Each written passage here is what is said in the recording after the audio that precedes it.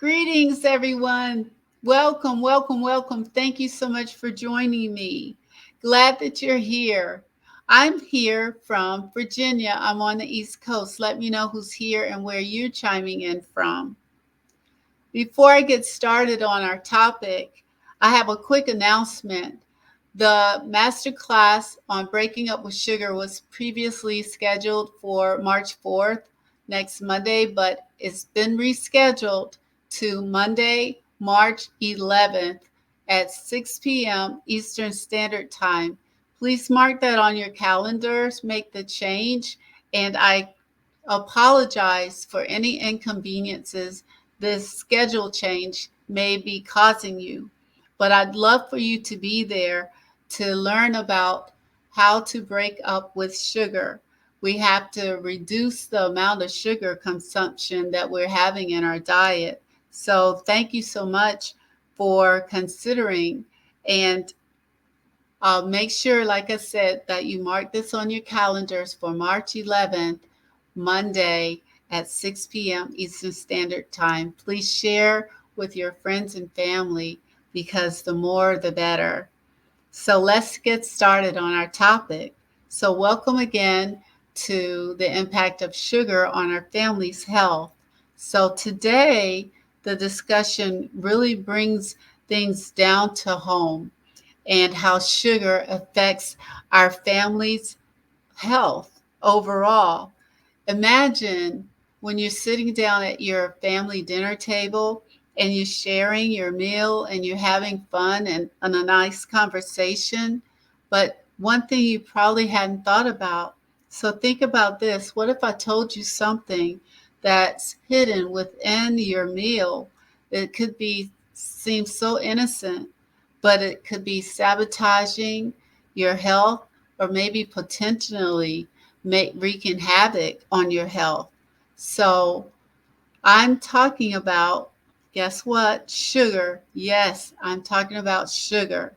So on the surface, everything may appear fine on your dinner table, but you may have like some sugary treats or have some foods that have added sugars that you're not aware of, and that can make a big difference in your health. The impact on your health can be quite profound, especially if you are having excessive sugar added every single day.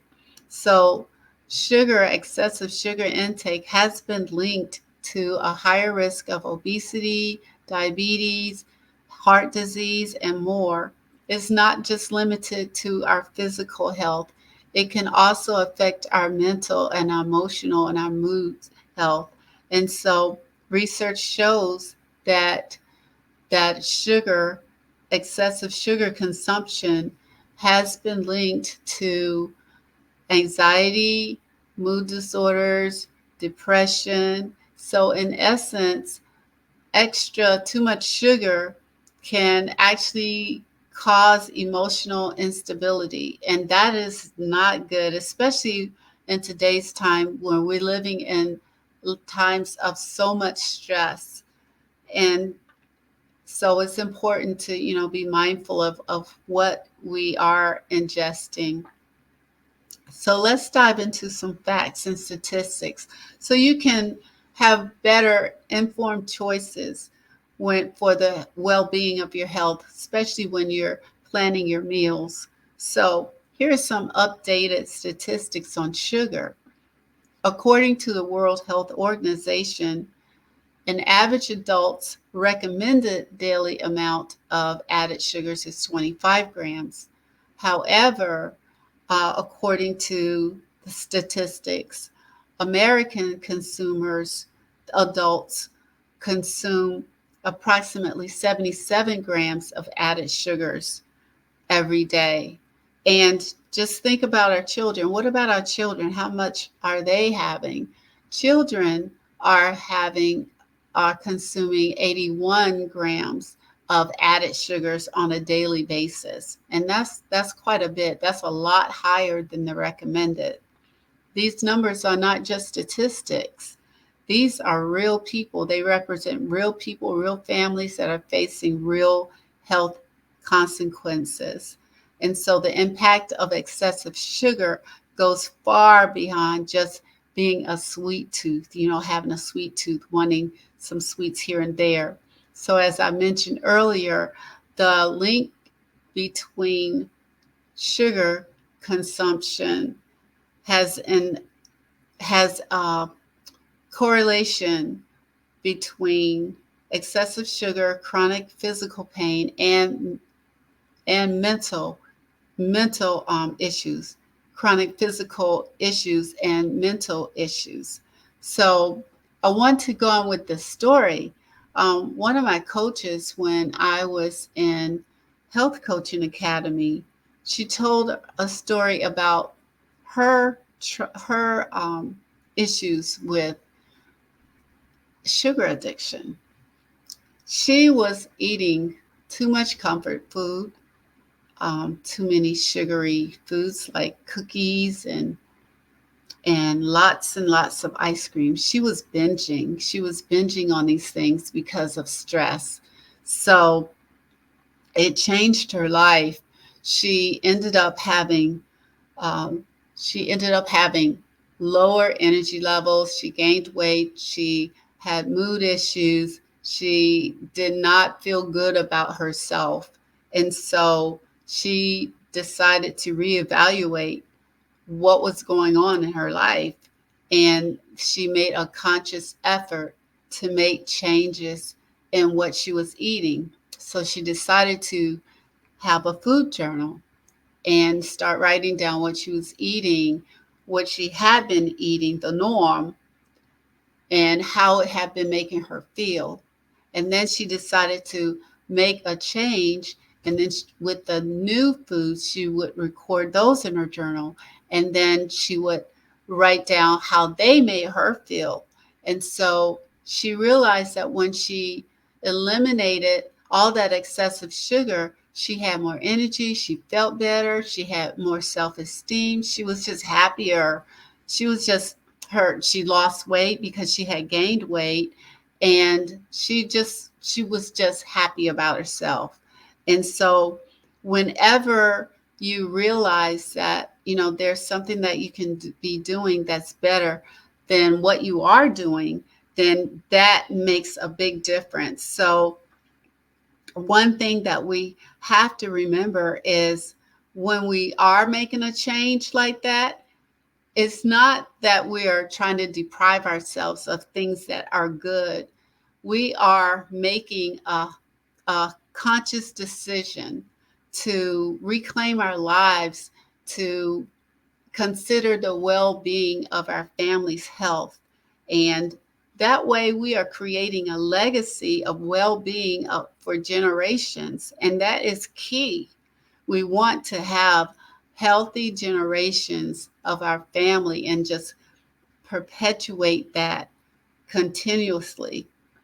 So, one thing that we might not even think about is why are we so caught up in having these sugars in our diet? Why does it seem like we're addicted to sugar? We may not be, but it might seem like it.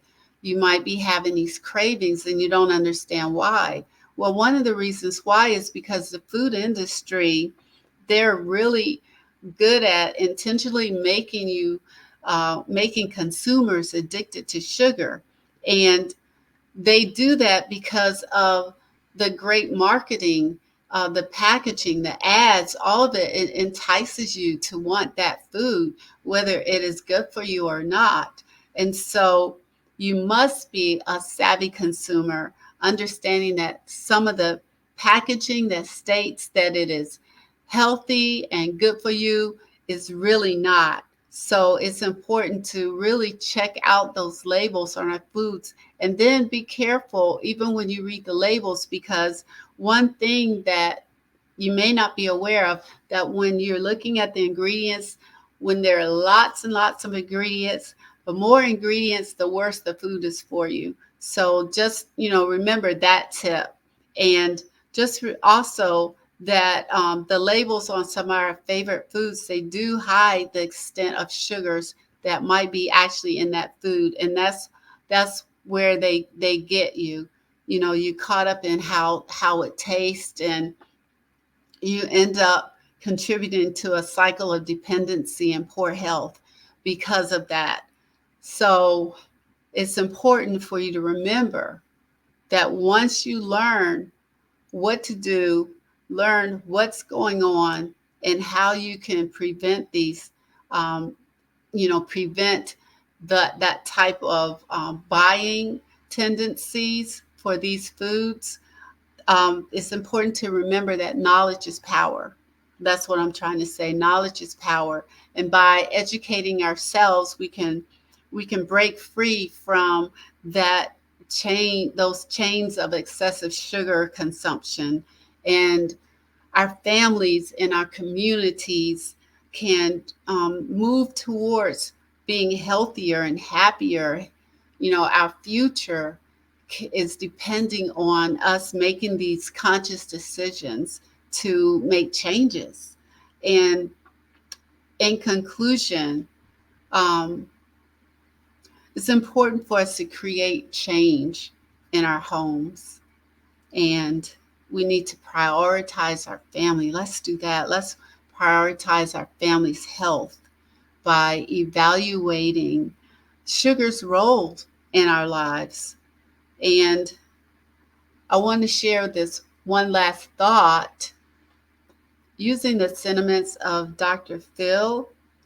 He says, you can't change what you don't acknowledge. So what he's saying is, if you don't acknowledge that you have an issue, such as overeating sugar or sugar addiction, or you just have too much of it in your life, then you can't change. So you have to acknowledge it. You have to recognize before you can make a difference.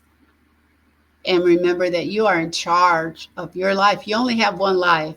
Just think of your body as a temple, and you want to take care of that.